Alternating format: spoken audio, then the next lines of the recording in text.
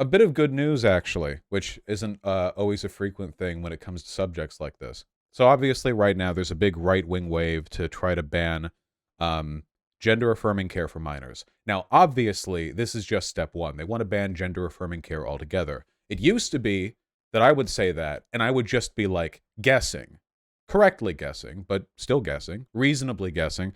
Um, but now Republicans are saying it openly, you know? There have been efforts, for example, Ron DeSantis is trying to expand the Don't Say Gay bill in Florida to encompass all education, meaning that it would be illegal to mention gay people or anything all the way up through 12th grade, which is insane, you know? There have been efforts to move to ban all gender affirming care, you know, literally like make it illegal in the US, an unprecedented attack on you know, civil rights in decades. Um, but there is some good news. And the good news is that Republicans live in a bubble. Take a look. So this poll was posted recently by the one, the only Ari Drennan. I hope I'm pronouncing that correctly. Proposed ban on children receiving gender affirming medical care with parental consent. Are you in favor? Do you oppose? Or are you not sure? Now, obviously, if you take a look at the Republican side of things, it's about 2-1 in favor of supporting the ban to opposing it. For Democrat side of things, it's more of a 4-1 in favor of opposing it rather than supporting it. And over on the independent side, there's actually more people who oppose the ban than support it. Overall, a pretty significant 12-point difference on, and keep in mind, this is not a 12-point difference on like accepting trans people. This is a 12-point difference on bans on children receiving gender affirming medical care with parental consent. You know? Like it is we're talking about a in the minds of a lot of voters a more extreme iteration of trans rights. You know, the first wall that falls under Republicans' bad faith attacks. Now, this has 4,400 likes and I think 2,500 comments, the overwhelming majority of which are people saying this is bullshit, this is wrong. How are 1,000 U.S. adults enough to make a poll like this? Which is very funny to say when if you don't know anything about if you don't know anything about how polling works. Um, and there are responses to that. Cat Turd just quote tweeted saying bullshit, which is funny. And Matt Walsh said, drop the gender affirming care euphemism and then use the entirely neutral term. Asked people how they feel about the sterilization and chemical castration of children. Then come back and let us know the results. So, you know, obviously, drop your neutral medical term and adopt our extremely vitriolic and objectively incorrect framing, and we'll see how people respond. But this is evidence of a couple of things. First of all, Matt Walsh is aware of the fact that he has to use dishonest euphemisms in order to maintain the attitude that he tries to promote when it comes to attacking trans rights. Like they're aware of the fact that neutral medical terminology is far more popular than they like it to be. Second of all, I would like to point out that Republicans are fully aware of what's going on at this point. The fact that 28% of Republicans would oppose this ban at this point is incredibly funny because Republicans have already heard this bullshit before. There are no Republicans at this point. Think like this is being talked about by DeSantis, by Fox News, by Donald Trump. There are no Republicans who are like, oh, gender affirming care. Well, that's okay. I hope it's not like that sterilization and chemical castration of children, which I'm very opposed to. They know what the game is and they're familiar with the euphemisms, which means that even with the work that people like Matt Walsh have done, this is still not very much support from Republicans. Keep in mind, remember the Kansas referendum they held on changing their state constitution to allow for an abortion ban didn't pass. Republicans voted against it, and there was that legislation a couple of months ago where even Republicans, a majority of them, were opposed to these bans. You know, in some circumstances. The this fixation is not as popular as Republicans wish that it was.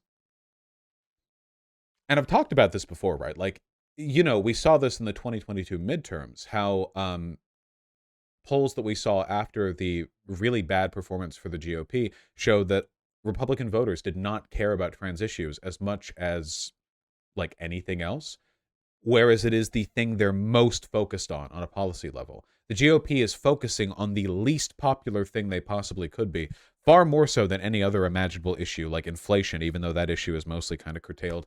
So I would like to believe that this is more evidence than it's more evidence of the fact that they're consolidating too early. Republicans are doubling and tripling and quadrupling down on being Hitlerites, on being genocidal in a time where they can't even muster that kind of unwavering support from their own constituency, you know? And that's good. And I think you can see that too. I saw this recently. If you take Republicans out of their echo chambers and you try to, you know, explain to me your points, and then you go watch Matt Walsh, and it's this older bearded guy rambling about the genitalia of children. Okay. Sure, dude. Very, very convincing to a broader audience, you know, outside the kind of people who already watch Daily Wire YouTube videos. Yeah, you're looking great. This was from a podcast recently. Look at this. This is from Trigger Pod. You know, this is for the pod that triggers you. How big is this podcast anyway? 120,000 followers on Twitter. That's not nothing. And like all podcasts these days, they have people show up in person, of course. But in this case, that's a good thing because it means we get to laugh at this guy directly. Things. I started to notice weird things happening with my kids. So the first one was my eldest son. A few years ago, I said, give me a kiss goodnight or a hug goodnight, whatever. And he went, no, you need to ask my consent. And I was like, do I? And he said, yeah, at school they say you've got to ask consent. And I said, I'm your dad. And he said, yeah, but you still have to ask consent. And I went, okay, we're going to have a little lesson on consent here. Consent is don't touch a stranger's private parts, all right? That's consent. Don't invade someone's space in that part. I'm your father. So I'm your father, so, you know, I get to touch your private part. Well, yeah. So anyway, I wrote to school and I said, what's going on here? Because he's obviously not understood consent. And they said, well, he's not understood consent. Doesn't he understand? I'm his father. I can molest it. Well, hey, you've not explained to my son that I'm part of the exception. I'm the other group that does in fact get to ignore consent. The pedocon theory keeps getting proven over and over again. You don't really get to the sexual part of it. Is this the guy who played Hunter Biden in the wacky movie The Daily Wire made? Oh my God! Is it? It totally is. Doing his best soy face here. Oh my God, man! It all keeps running back around. It all keeps coming back. Holy shit! Yeah, starring Lawrence Fox. That is just incredible, man. The idea of a Republican political organization making a hack movie to accuse the president's son of being a sex fiend, and the main actor they cast then goes on a podcast to explain how because he's his son's father, he doesn't need to ask for consent, is truly incredible. Living in a simulation material. I've always said that Republicans are politically opposed to consent as an idea. Like, it's not just Republicans interpersonally, you know, don't respect consent as a concept. It's they're politically opposed to it, you know? Until later, and I said, well, you can take it from me. I've just taught both of my children consent, lesson 1, in about 5 minutes. Lesson 1, I'm your father and I get to touch you wherever I want. And then, you know, I started going, okay, well, where is this stuff coming from? So it comes out of relationship sex education classes and PSHE and stuff like that. So I got some lesson plans from another school and found out what was on it, which is privilege, skin color privilege, gender ideology, diversity, equity and inclusion, all of the things that you just don't want kids being taught at a young age when they're confused as it is. And so I thought we got to change that. So we're going to do that as well. That's what which is our next sort of cultural project. Now, they're going to make a movie off this lesson that he learned. How'd you decide to write this movie? Okay, well, my son told me I couldn't touch his body however I wanted. And I said, son, I'm your father. What other woke ideas are you getting taught in the school? Now, I might be putting a little bit too much faith in the average person here, but I genuinely believe, and I stand by this, the average American would find this repellent. I genuinely believe that outside of the conservative bubble, your average independent, not even progressive, just a regular, totally politically disaffected American would watch this and think, "What the?" And they'll feel that way, I think, when they're watching Michael Knowles, when they're watching Candace Owens, who literally had to bleep and censor herself because her rhetoric against trans people was so dehumanizing that YouTube would have banned her for it. With Matt Walsh, and I think I I don't know, man. I have a little bit of hope. I think the Republicans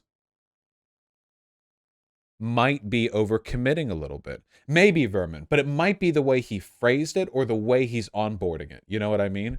It might have been like he didn't add any caveats there and just sort of came out against the idea of consent being necessary when it's a family member or family member. But I agree, people do tend to be really weird about their children. I'm hoping they over consolidate, they overplay their hand here because I feel like at that point this is pretty much our only hope. I don't really have that much faith in the Democrats to to protect us. You know, they can be a bulwark, but I don't think they'll like fix this problem. But I think there could be a massive cultural backlash if the Republicans end up consolidating too much too fast. Think of what happened with Kanye. Kanye was following the Republican right-wing grift ticket, wasn't he? He interviewed with Tucker Carlson. He was wearing the MAGA hat. He was buddy-buddy with Trump a couple years ago. And then he ramps up and up and up. And they love this, MAGA Kanye. And then he starts Sieg Heiling, and they're like, oh, you know, we need a couple more steps before we go there, don't we? But that's what happens when you're committed to reactionary rhetoric, isn't it? Fascism is committed at all times to escalation. It must initiate the conflict, and the conflict must always have its stakes risen. There can never be downtime in fascism. Everything has to be an existential threat.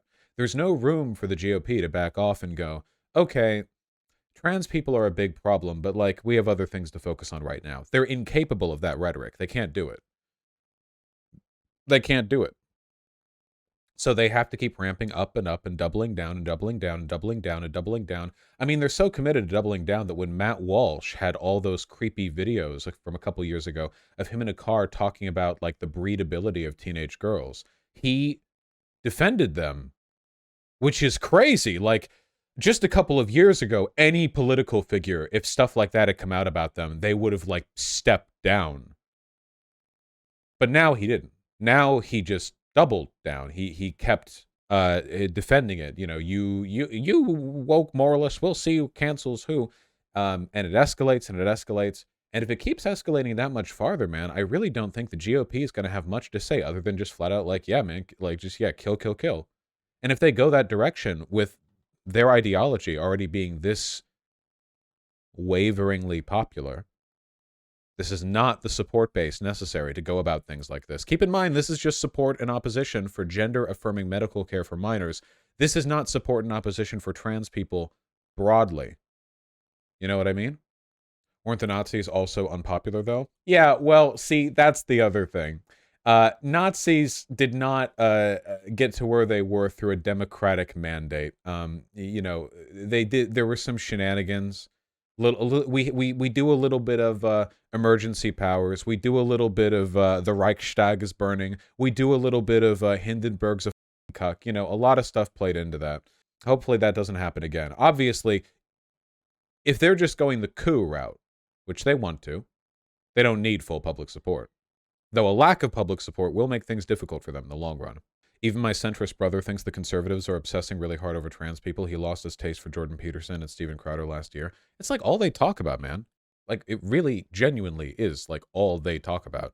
If I go over to Ben Shapiro, who I would consider the most moderate of the Daily Wire people, transitioned at 4, children need drag, the quest to screw up the kids. This is definitely about trans people. Here's TikTok destroyed, and there's a gay pride flag right there. This doesn't seem to be trans related. There's the trans progressive flag. Actually, a relatively low amount of trans related content. Here's Dylan Mulvaney. You know, I mean, if you went over to like Matt Walsh, who is like the man, the myth, the legend, when it comes to being a piece of shit, it's like non-stop here. Actually, I see a couple of non-trans related clips here. Oh, okay, he posts a lot of stuff. One day, one day, one day, one day. Okay, he posts more videos than I do by far. Yeah, my God, they dropped CRT entirely. Yeah, it wasn't like a sustainable long-term thing. Hold on, Google Trends. Those views, damn. He's popular, yeah. Trans. CRT became too woke. Yeah, true. The past day. We go over the past 5 years. Why are there these yearly spikes for trans? There must be some other thing that trans refers to. Pride Parade? Maybe. Let me see if I can do transgender. Oh, there's a larger spike. Wow. That is really interesting to see. I know for a fact that GOP discourse on trans people has escalated enormously in the past few years. But in spite of that, the highest point of discussion for transgender people was back in 2016. I think this would have been the military ban. And then some of the bathroom bill stuff. But after that, it hasn't gone up. That is interesting. So despite the conservatives fixating on it more and more and more and more and more, the broader cultural discourse, try maybe like trans ideology. But that's like a more recent term, so of course that would be going up lately. Oh, what? What happened back in 2004? Try transgenderism. I feel like the point has been made. Maybe this one's going up. If you look up woke, I bet that one's skyrocketed. There we go. There we go. That's something. But that refers to like everything. Try woke definition. No, we're not trying everything here. Yes. Do CRT. No, stop. You can do this on your own time. The only point that I hope they're overcommitting. I really hope they're overcommitting. Try Vaporeon Rule 34.